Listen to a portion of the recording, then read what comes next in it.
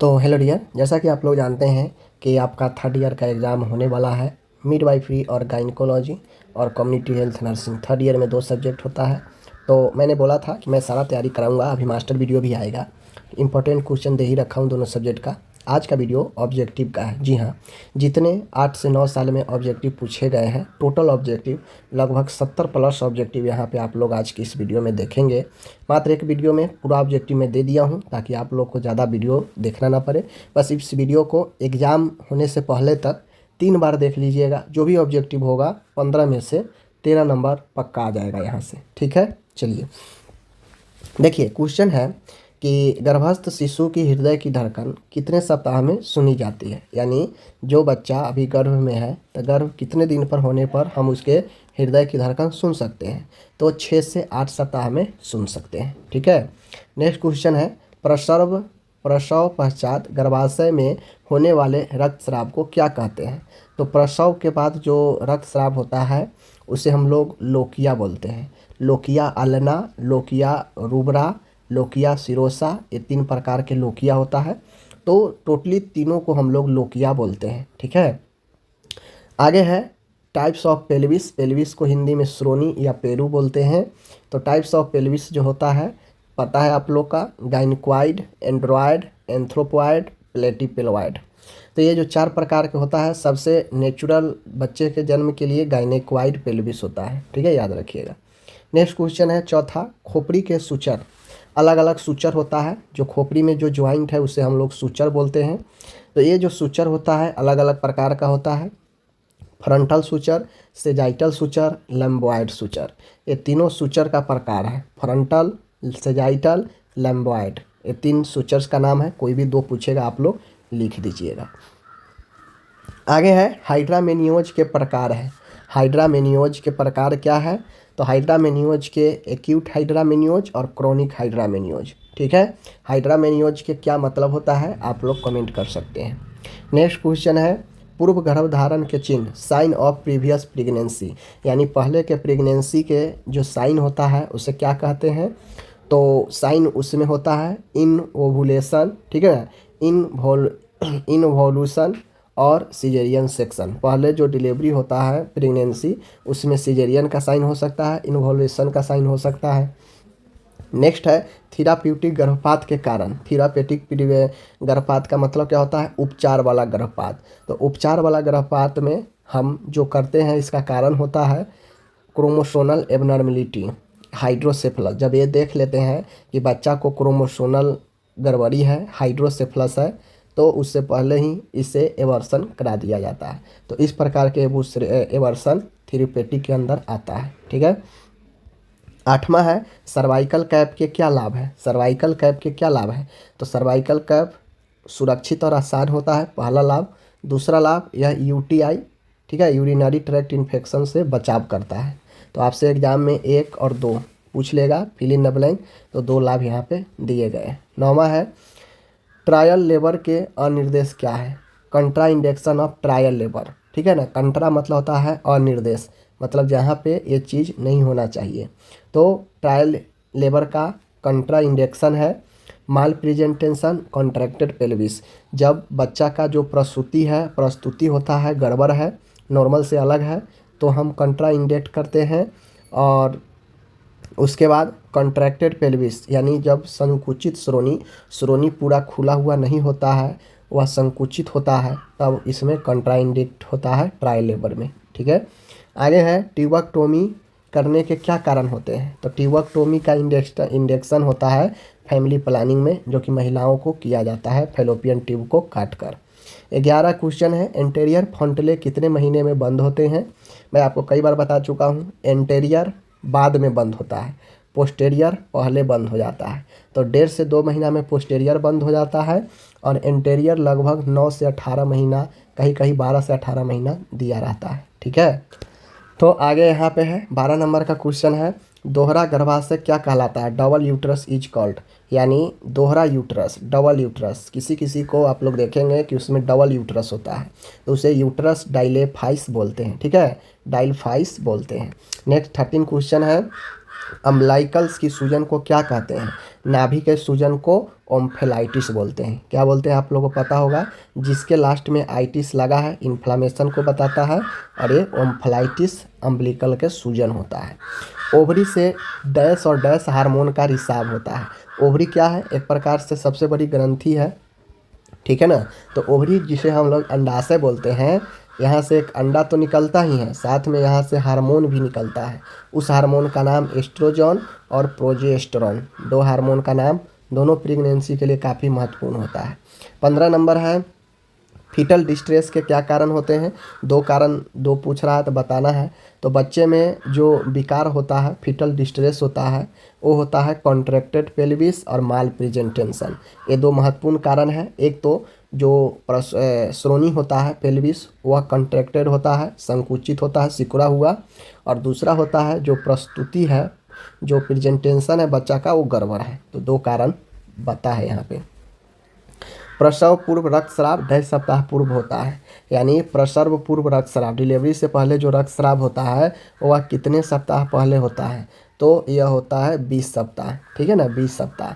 आगे है cervical camp का क्या लाभ है? बता दिए, सुरक्षित और आसान, यूटीआई से बचाव। आगे है 18 नंबर, पेल्विक बोन के कौन कौन से भाग होते हैं? तो देखिए, पेल्विक बोन के मुख्यतः 3 भाग होते हैं। एक होता है हिप बोन, जो जांघ से जुड़ा हुआ होता है, एक होता है सैक्रम, और एक होता है कॉक्सिक्स। तो ये 2 भाग याद रखिएगा, 3 भाग। आगे है ओवरी द्वारा स्रावित हार्मोन एस्ट्रोजन और प्रोजेस्टेरॉन, ये अभी मैं ऊपर बता दिया हूँ। सिजेरियन सेक्शन के कारण, यानी सिजेरियन सेक्शन कब कराते हैं? तो इस सिजेरियन सेक्शन कराने के कारण होता है कॉन्ट्रैक्टेड पेल्विस।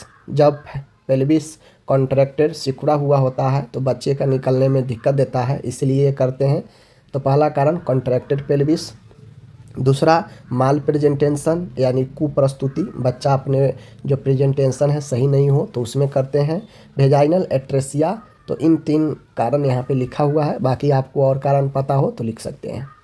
फीटल डिस्ट्रेस के क्या कारण होते हैं? बता चुके हैं, बहुत सारे कारण होते हैं फीटल डिस्ट्रेस के।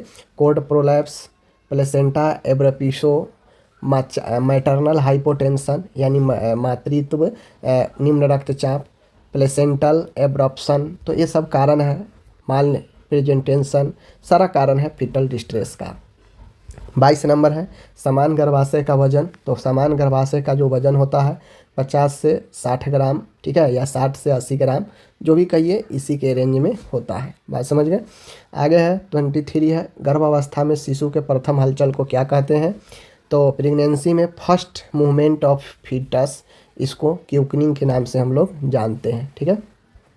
नवजात शिशु के पहला मल क्या कहलाता है? तो नवजात शिशु के पहले मल को मिकोनियम बोलते हैं। क्या चीज़? मिकोनियम।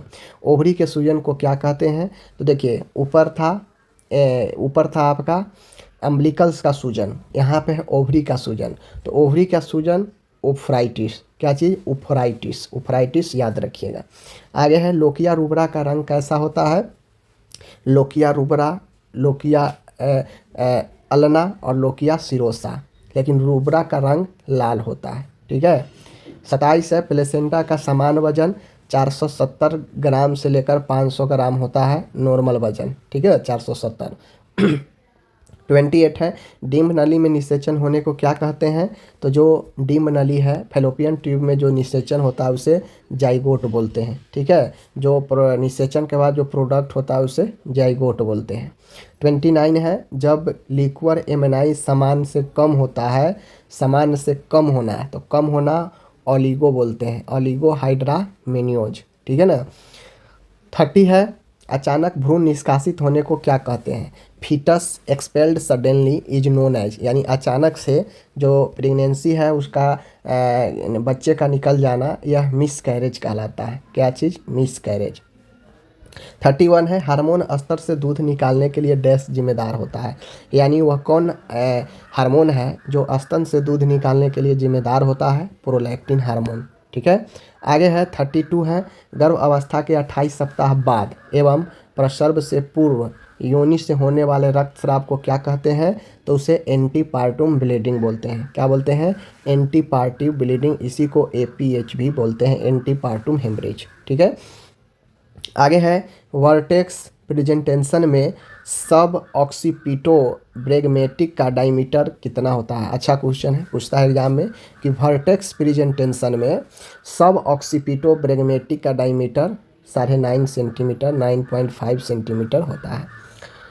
एंड्रॉयड पेल्विस शब्द का प्रयोग डैश पेल्विस के लिए है, तो एंड्रॉयड पेल्विस पुरुषों में पाया जाता है, गाइनेकॉइड ज़्यादातर महिलाओं में पाया जाता है। 35 है, मोनालियासिस संक्रमण डैश का कारण है, तो मोनालियासिस संक्रमण कैंडिडा अल्बिकेंस के कारण होता है। ठीक है, यह जीवाणु का नाम है, याद रखिएगा। 36 है, यूरिनरी ब्लैडर का भ्रंश जो अंदरूनी योनि के दीवार के साथ होते हैं। Prolapse of the urinary bladder with anterior vaginal wall is cystocele. ठीक है ना, यूरिनरी ब्लैडर यानी जो मूत्राशय है उसका ब्लैडर के साथ एंटेरियर वैजिनल वाल्व के साथ जो है प्रोलैप्स हो जाना, इसे सिस्टोसिल बोलते हैं। ठीक है। 37 है, पेट के स्पर्श परीक्षण में गर्भाशय के पीड़ाहीन संकुचन को महसूस करना क्या कहलाता है? कहता है पेट के स्पर्श करने पर जब हम परीक्षण करते हैं यूट्रस में अगर संकुचन महसूस हो और वह पीड़ाहीन हो, पेनलेस हो, तो उसे ब्रेक्सटन हिक्स संकुचन बोलते हैं। ब्रेक्सटन हिक्स संकुचन बोलते हैं, जहाँ पे पेनलेस संकुचन होता है। 38 है, fixation of the zygotic outer the uterus cord गर्भाशय के बाहर भ्रूण का आरोपण क्या कहलाता है? इक्टोपिक प्रेगनेंसी कहलाता है। बात सही है, क्योंकि फैलोपियन गर्भाशय के बाहर अगर फैलोपियन ट्यूब में ही आरोपित हो जाता है तो उसे इक्टोपिक प्रेगनेंसी ही बोलते हैं। नेक्स्ट है, माँ के द्वारा पहली बार गर्भस्थ शिशु के हलचल महसूस करना क्या कहलाता है? तो इसे हम लोग क्यूकनिंग बोलते हैं। समझ गए, क्यूकनिंग बोलते हैं। नेक्स्ट है, एक समान जुड़वा को इस डैश नाम से भी जानते हैं। तो एक समान जो जुड़वा होता है उसे मोनोजाइगोटिक ट्विंस के नाम से जानते हैं। क्या चीज़? मोनोजाइगोटिक मतलब एक समान। ठीक है। आगे है 41 है, मासिक धर्म के दौरान अत्यधिक रक्तस्राव डैश कहलाता है? मेनोरेजिया कहलाता है, जहाँ पे नॉर्मल से ज़्यादा ब्लीडिंग होता है। नेक्स्ट है 32 है, प्रसव पूर्व देखभाल गर्भवती महिला को दी जाने वाली व्यवस्थित जांच और सलाह है। देखिए, अब जो क्वेश्चन हम लोग इसमें देखने वाले हैं उसमें कुछ ट्रू फॉल्स भी होगा, जिससे आपको समझ में आएगा कि क्या सही क्या गलत होता है। जैसे देखिए, प्रसव से पहले देखभाल गर्भवती महिला को दी जाने वाली व्यवस्थित जाँच और सलाह है, तो बिल्कुल प्रसव से पहले जो भी देखभाल होता है वह एक गर्भवती महिला के लिए व्यवस्थित जाँच और सलाह होता है। ये बात सही है, ट्रू है। आगे है, episiotomy is done after crowning, यानी भग छेदन क्राउनिंग के पश्चात किया जाता है, तो बिल्कुल सही है, क्राउनिंग के बाद ही एपिजियोटॉमी होता है।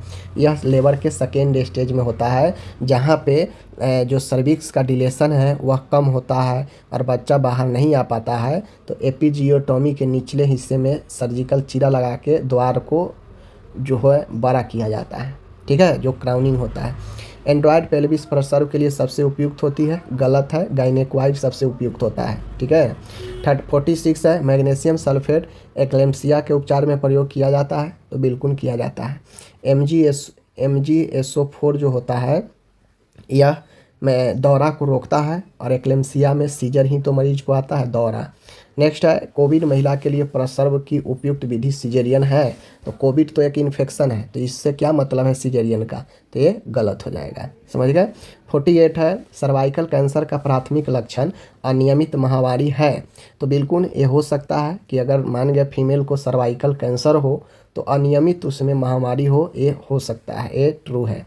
नेक्स्ट है 40 number, umbilical cord has 1 when and 2 artery, तो अम्बिलिकल कोड 2 आर्टरी और 1 वेन रखता है, तो बिल्कुल जो अम्बिलिकल नाभि नाल है उसमें 2 धमनी और 1 वेन होता है, ये बातें सही है। आगे है 50 में, अब देखिए ऑब्जेक्टिव में कैसे पूछेगा। ऑब्जेक्टिव में पूछेगा कि अम्बिलिकल कोड में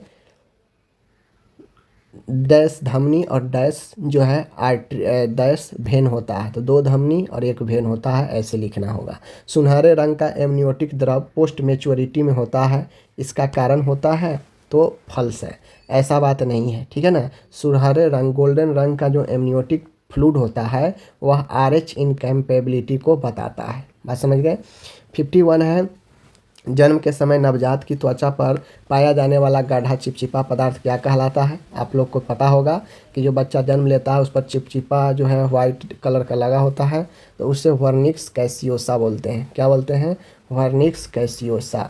52 है, फंडल हाइट सामान्यतः डैश सप्ताह पर जिफी स्टर्नम तक पहुंच जाती है। कहने का मतलब है कि जब कंप्लीट पीरियड होता है डिलीवरी का, तो उस समय तक जो भ्रूण होता है वह छाती तक पहुंच जाता है 36 सप्ताह में। ठीक है, 36 सप्ताह के प्रेगनेंसी तक जो बच्चा होता है उसका हाइट जो है ऊपर छाती तक पहुंच जाता है।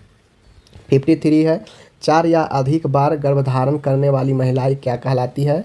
यानी 4 या उससे भी अधिक बार महिला जो गर्भधारण कर रखी हैं उसे मल्टी ग्रेविडा बोलते हैं, मल्टी ग्रेविडा।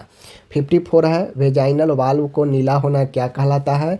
तो जो वेजाइनल वाल्व है उसे नीला पड़ना चैडविक साइन का निशानी होता है। ठीक है, यहाँ पे है 55 है, नाभि नाल की समान लंबाई कितनी होती है? 50 से 60 सेंटीमीटर होती है। अम्बिलिकल कोड की लंबाई। नेक्स्ट क्वेश्चन है, लेटरल वेजाइनल फॉर्निसेज में पल्सेशन का बढ़ जाना कौन सा साइन होता है? तो sign made out by feeling increase pulsation is lateral vaginal fornices. तो ये ओसिएंडर साइन, ओसिएंडर साइन में जो वेजिनल लाइन होता है वहाँ पे पल्सेशन बढ़ जाता है, यानी स्पंदन बढ़ जाता है, उसे ओसिएंडर साइन बोलते हैं। 57 है, एक्लेम्सिया के उपचार के पसंदीदा दवा मैग्नीशियम सल्फेट होता है, बता रखे हैं। Full dilatation of cervix occur at, यानी सर्विक्स जो है कितने पर फुल डिलेशन होता है, कितने तक? तो 10 सेंटीमीटर तक पूर्ण रूप से विस्तार होता है सर्विक्स का। 59 है, नली पेरा वह महिला है जो 3 या ज़्यादा बच्चों को जन्म दे चुकी है। देखिए ट्रू फॉल्स है। नली पेरा का मतलब होता है बिल्कुल जीरो, कोई एक भी बार बच्चे को जन्म नहीं। तो यहाँ पे करा 3 या उससे ज़्यादा बार, तो ये हो जाएगा गलत। 60 है, कठिन प्रसव को डिस्टोसिया कहा जाता है। तो डी फॉर डिफ़िकल्ट और यूटोसिया का मतलब होता है समान प्रसव। तो डी मतलब डिफ़िकल्ट हो गया, तो डिस्टोसिया होता है कठिन प्रसव, ये सही है। यूटोसिया जो होता है समान प्रसव होता है, यूटोसिया। 61 है, एंटेरियर फॉन्टनेल जन्म के 2 महीने बाद बंद हो जाता है। तो एंटेरियर फॉन्टनेल जो है जन्म के 2 महीने बाद नहीं बंद होता है, गलत है, पढ़ा चुके हैं ऊपर में। 12 से 18 महीने, ठीक है, 12 या 9 से 18। आगे है यहाँ पे आपका स्कोर जन्म के 30 मिनट बाद रिकॉर्ड किया जाता है, तो ये गलत है, यहाँ पे गलत लिखा गया है, यहाँ पे फॉल्स होगा। चूँकि अपकार स्कोर 1 मिनट और 5 मिनट, इसके 1 मिनट पर और 5 मिनट पर रिकॉर्ड किया जाता है, यही अपकार स्कोर होता है, 30 मिनट नहीं। 63 है, एमनियोटिक द्रव का सुनहरा रंग क्या संकेत देता है? तो अगर एमनियोटिक फ्लूइड का गोल्डन कलर है तो यह इंडिकेट करता है RH इनकम्पैटिबिलिटी के, ठीक है ना, यानी RH असंगतता के। 64 है, माँ के द्वारा गर्भस्थ शिशु की प्रथम हलचल को क्या कहते हैं? कई बार बता चुके हैं, क्यूकनिंग बोलते हैं प्रथम मूवमेंट को। आगे है, फंडल हाइट समानतः गर्भावस्था के 10 सप्ताह पर नाभि के स्तर पर पहुंच जाता है। 2 क्वेश्चन याद रखिए, नाभि तक अगर कहेगा फंडल हाइट तो 20 सप्ताह, ठीक है। अगर यही जेफी स्टर्नम तक पूछेगा तो 36 सप्ताह। 2 महत्वपूर्ण है, याद रखना है। 66 है, कंगारू मदर केयर में ऊष्मा का स्थानांतरण डैश विधि द्वारा होता है। तो जो ऊष्मा का स्थानांतरण होता है वह स्किन टू स्किन कॉन्टैक्ट विधि द्वारा होता है, त्वचा से त्वचा संपर्क द्वारा, ठीक है।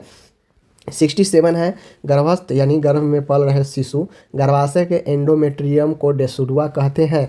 तो बिल्कुल अगर्भस्थ है, सॉरी यहाँ पे अगर्भस्थ है, मतलब नॉन प्रेग्नेंट वोमेन का।